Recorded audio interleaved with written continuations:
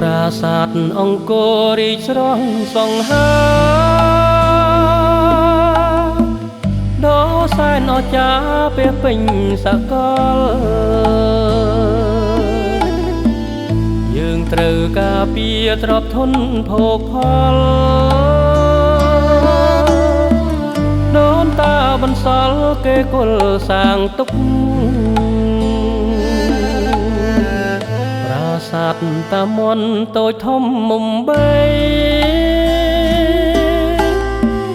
ចៅសៀមប្រឡាយលួចបាញ់សំរុកយុទ្ធជនតស៊ូហានខ្លាឈានមុខមិនខ្លាចប្រយុទ្ធការពារទឹកដី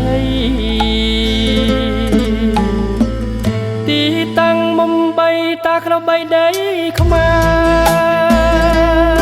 រមិនអាចកែប្រែប្រវត្តិសាស្ត្រថ្មីផែនទីដីខ្មែរទុកជាសាំងសេយចៅសៀមបំភ្លៃកលៃប្រែខ្លាយយុទ្ធជនការពារឆ្លៀសវៃមួសមុតមិនខ្លាចប្រយុទ្ធឲ្យវាអន្តរា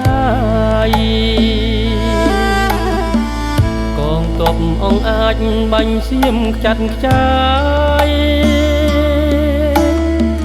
ឲ្យដឹងមេផាយរត់ចោលជួរទ័ព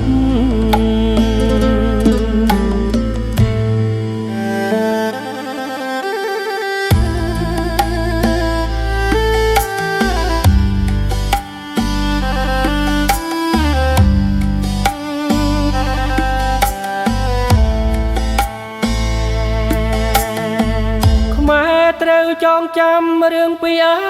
តីតចៅសៀមមានល្បិចបានចោលប្រាំងដួងលួងលោមកូនខ្មែរកាប់អស់ដុតភៀង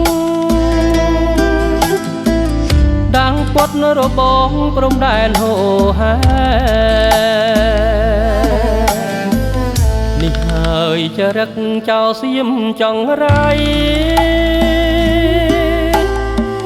ដើម្បីជោគជ័យលេបទឹកដីខ្មែរក្រុមធំធម្មជាតិផ្ដន់ទីបងវាផុតពីដីខ្មែរដរាបរៀងទៅ